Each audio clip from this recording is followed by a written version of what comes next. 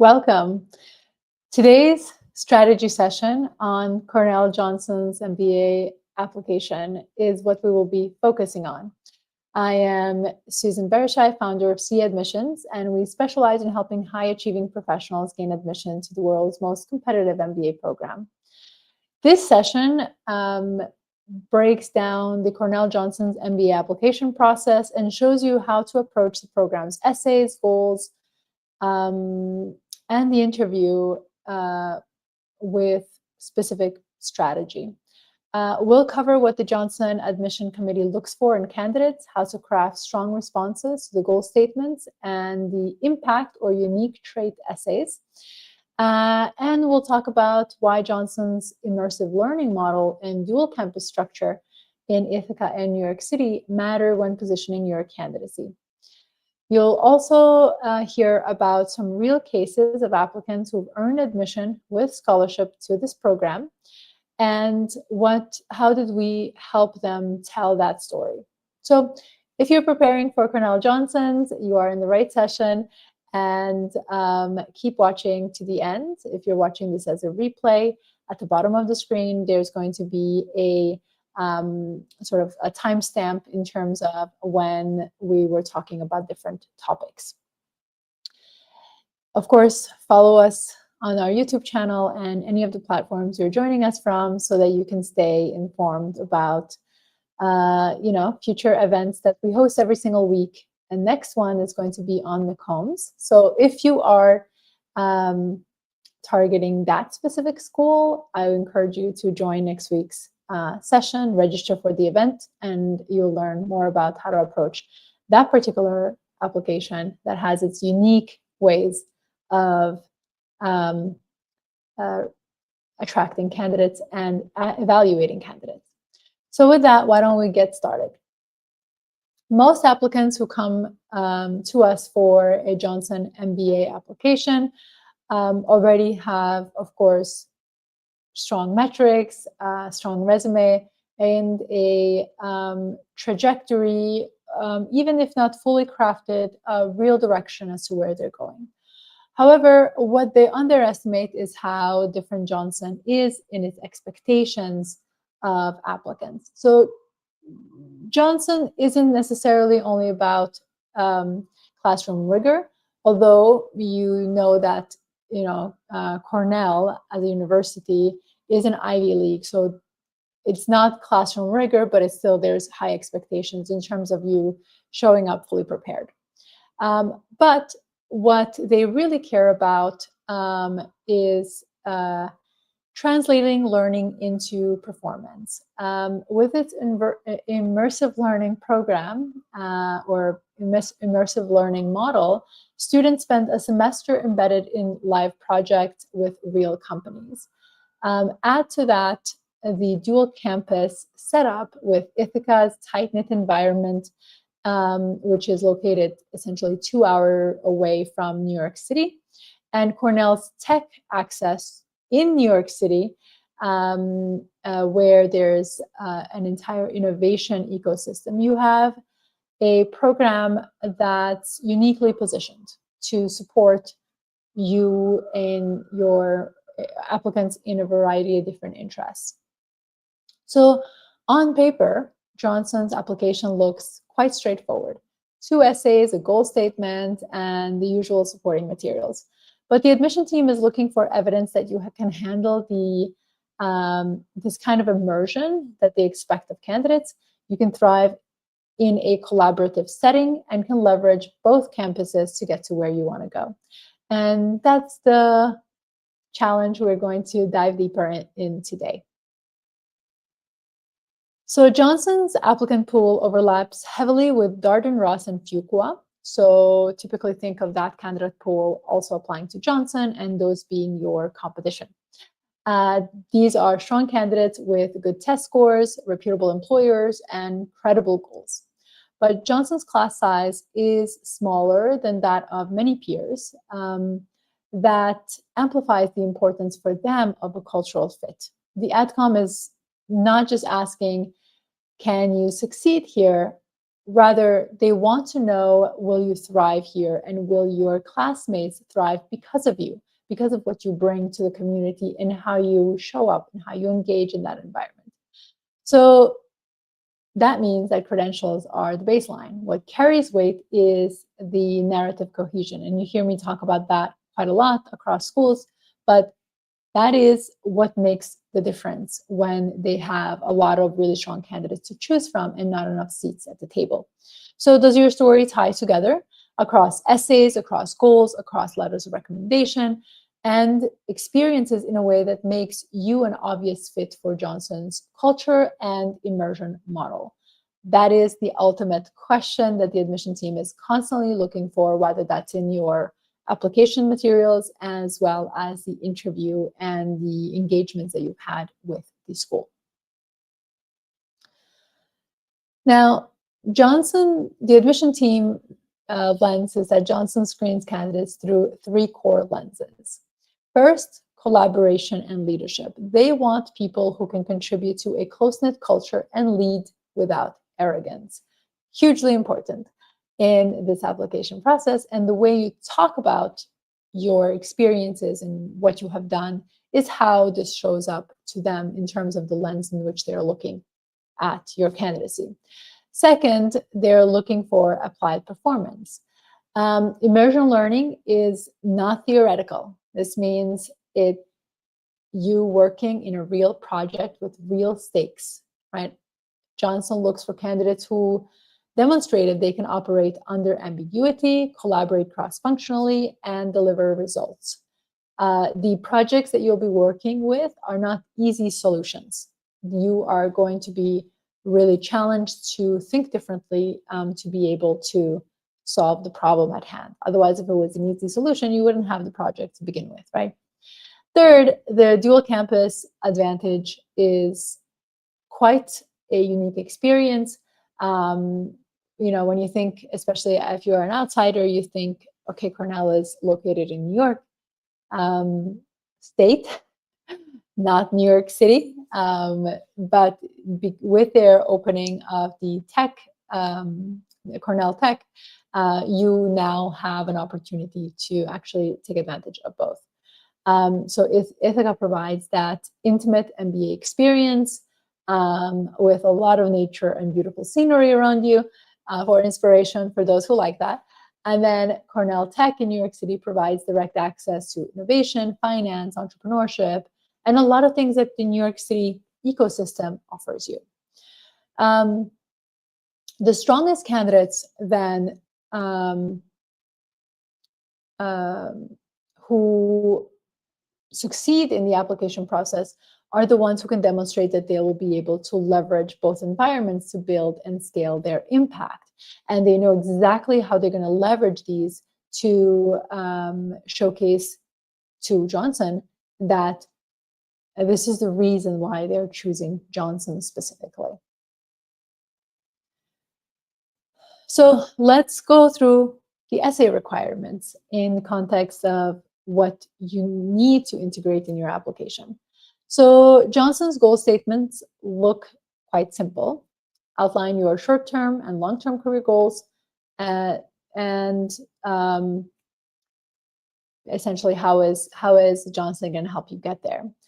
That is quite straightforward. You see that across other schools, but the evaluation is quite a bit nuanced. The best answers that and the way we coach applicants that go through this process or apply to Johnson with our support is to create a clear arc. You're going to look at your past experiences.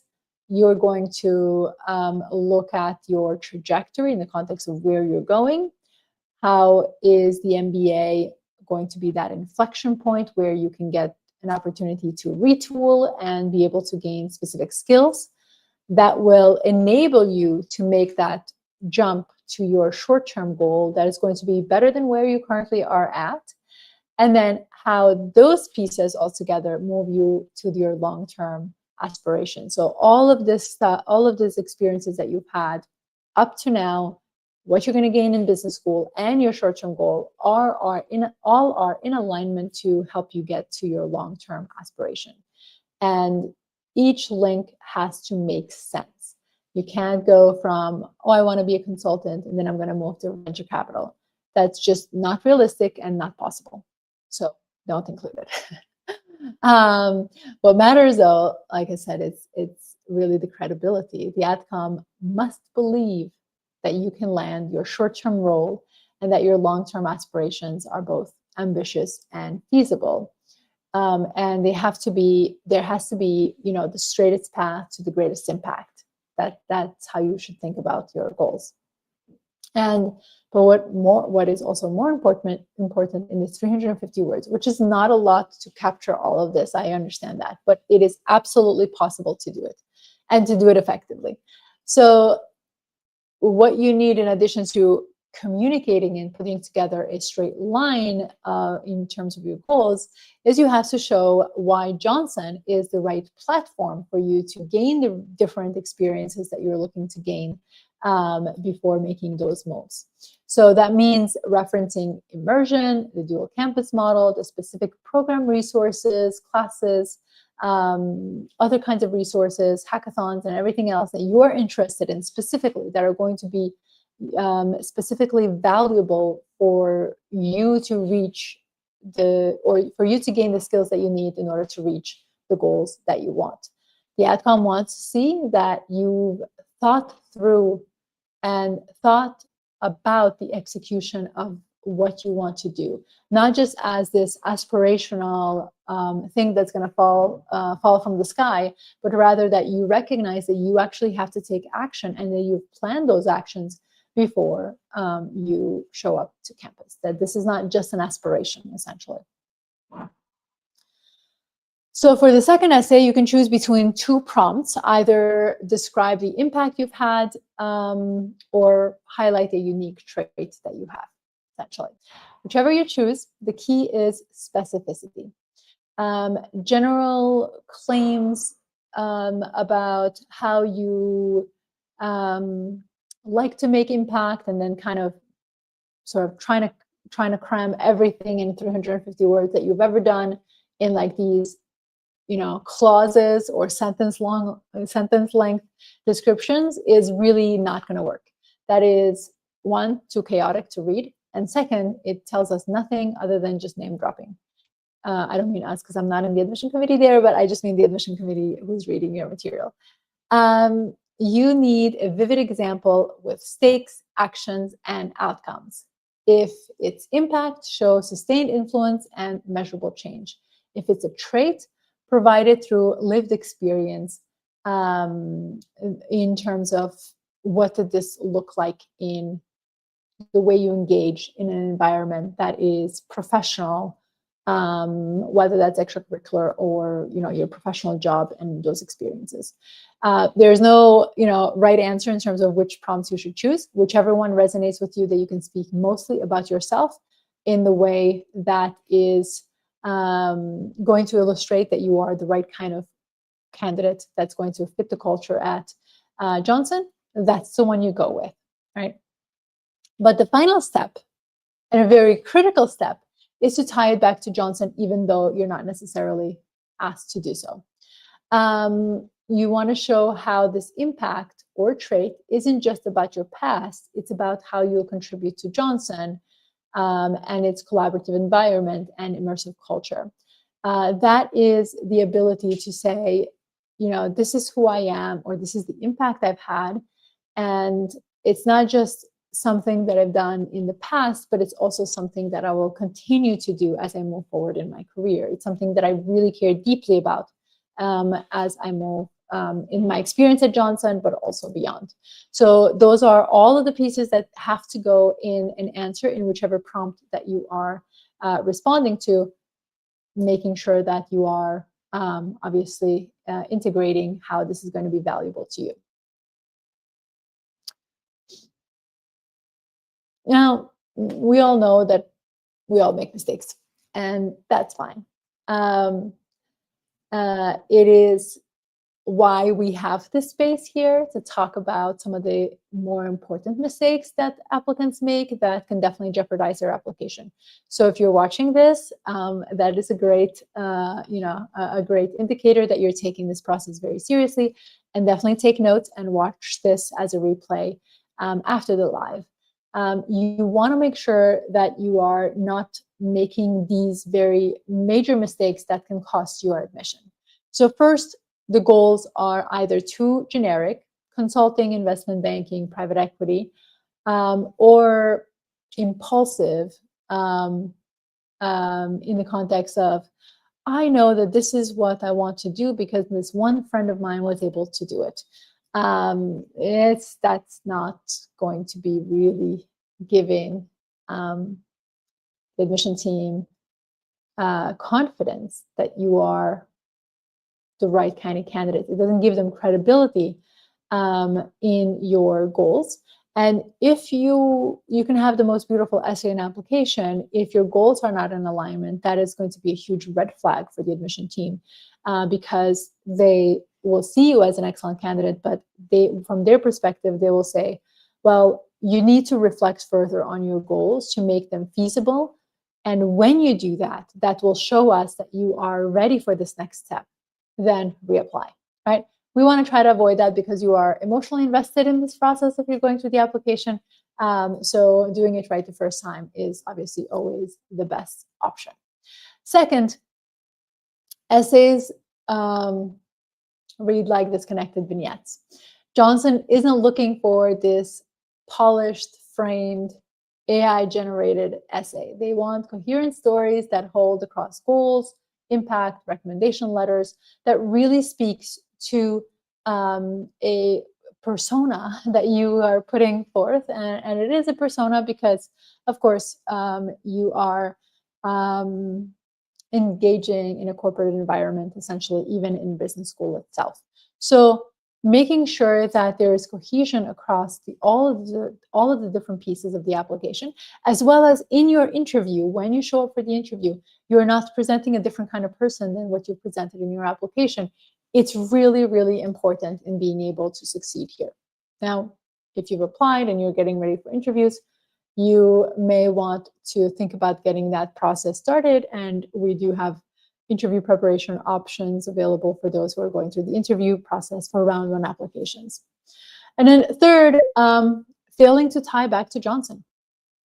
If your essays could be submitted to Ross or Fuqua without changing a word, now of course they have different questions, but theoretically speaking, you haven't really done your work to illustrate why Johnson is the right fit. The AdCom expects clear signals that you understand what it offers and belong in the Johnson's immersion experience that they offer, the dual campus ecosystem that they have the opportunities, or that they give you the opportunity to take advantage of. So your job is to really reflect and imagine forward what that future is going to look like for you. And in an ideal scenario, if you can get everything that you want at Johnson, what would that experience look like for you? Paint the picture for the reader so that they can have access to the way you think, essentially through the written form first, and then of course through your interview preparation afterwards. At Sia Admissions, we help candidates reposition their stories. We are not making up stories. We are not, changing who the person is, but what we're doing is looking at these candidates from who they are and being able to present them from the lens of what the business schools are looking for. For Johnson, that means clarifying your trajectory so it's credible and purposeful. It means elevating your narrative so it resonates with that immersion model, so that you show you can handle ambiguity in the context of the different kinds of projects you'll be working on, that you are collaborative, that in this very close-knit community, that you can not only just take from the school, but also be able to contribute, and how that contribution is going to show up. And then, of course, the applied performance, like how do you show up in your professional environments that you have been a part of? Because that your past history is indicative of how you're going to show up in the future.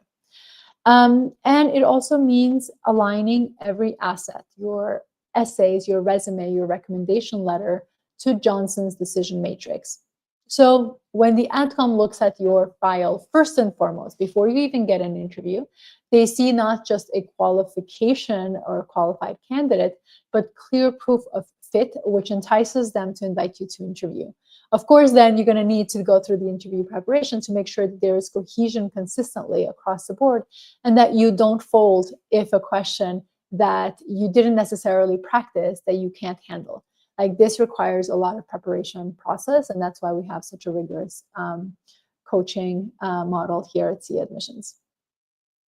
So let's go through some examples. So we're highlighting here just 2 examples of our past clients that can illustrate how strategy flips really the outcome. So the first candidate that we're highlighting here is an engineer applicant, male engineer who applied to Johnson. On paper, this applicant was exceptional. 780 GMAT, 3.7 GPA, 5 promotions in 5 years.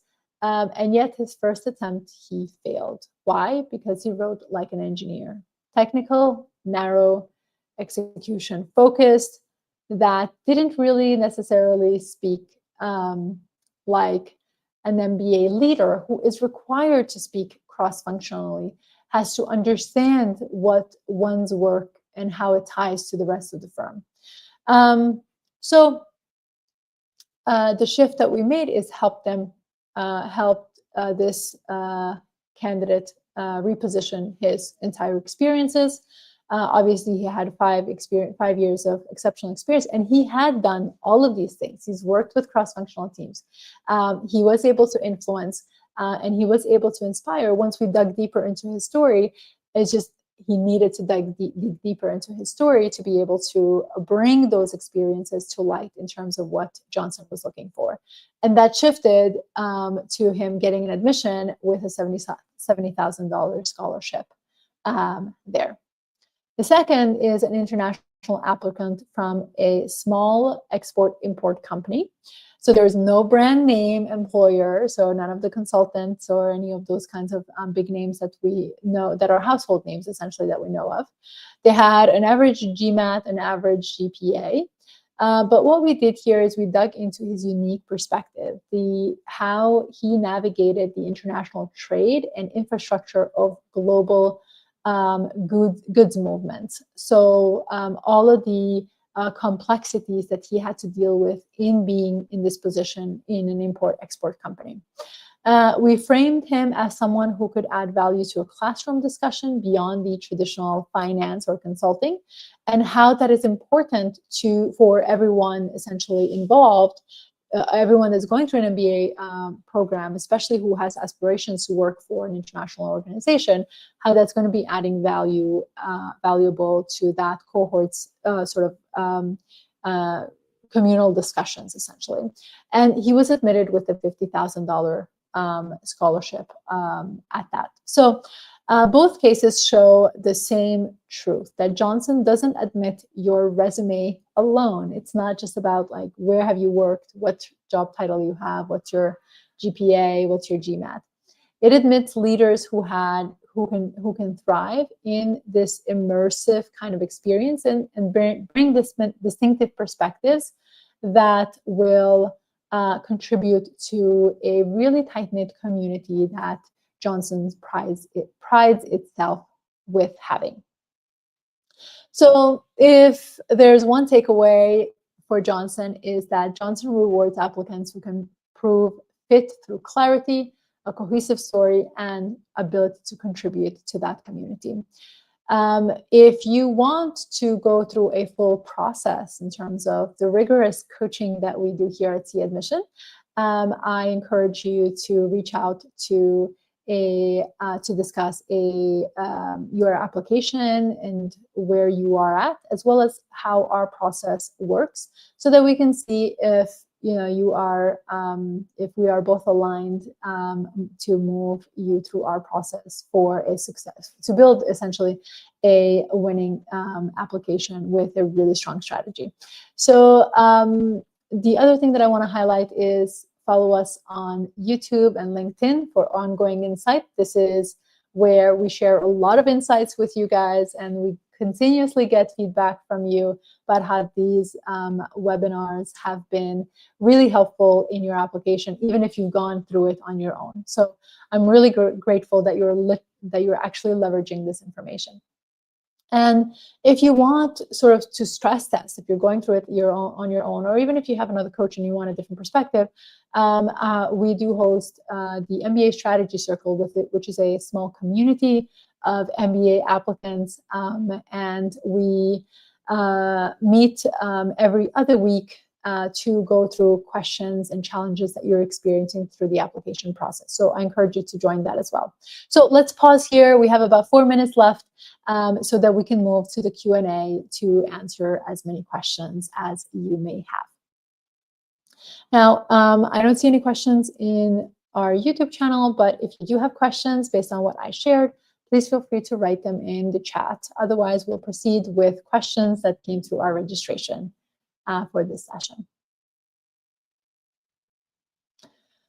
How do I guide my recommenders so they highlight my teamwork and collaboration? That is quite simple. Essentially, you are going to want to look at each of your recommenders and think through the experiences that you've had working with them. Where have you showcased teamwork? And where had you showcased collaboration or anything else? I mean, I would, if you're applying to business school, so I would look at leadership. I would look at ability to influence. All of these are really important leadership traits that are traits that indicate that you have the potential to be a future leader in your field and your area of interest. So look through each one of those recommenders, or your experiences with those recommenders, and essentially remind them of what you have done. How did you show up during those times, right? It's important to remember that your recommenders are your past supervisors, typically, and they've supervised other people beyond you. So they may not remember all the minutiae details. So it's really important for you to be fully engaged in this process and guide them and work with them to make sure that they are giving you the strongest letter of recommendation, because if they have agreed to do so, they are really invested in you and they want to help you. So make sure you work with them to do this effectively. We also have on our YouTube channel, we have a lot of different videos. Every single week we cover different topics. So one of those topics, I think there are multiple, but one of those topics is letters of recommendation. So you can dive deeper into how to guide your recommenders to do that more effectively, after we're done here today and as you go through that process. Next question. How do I explain a career shift into consulting when my past work is not business? That's actually a great place to be. If your career path has not been in business, consulting is a great sort of turning point, because when you start in consulting, you are a generalist, which means you have an opportunity to work on a variety of different projects. And that allows you the ability to experiment with where your areas of interest are. That's actually a great decision to go down that route. However, that doesn't mean that your long-term goals can be undecided. You have to decide what do you want to do long-term, and then consulting will help you refine those opportunities. And of course, you are going to business school to learn about business, which means make sure that you're highlighting just how important Johnson is in that journey for you to be able to get the most out of business school. Excellent. So this was our last question for today. I hope you find it helpful. If so, give this video a like wherever you are joining us from. And next week, we're going to be talking about McComb's MBA program. And I invite you to register for that event if you are considering Johnson. But if you know someone who's considering Johnson, definitely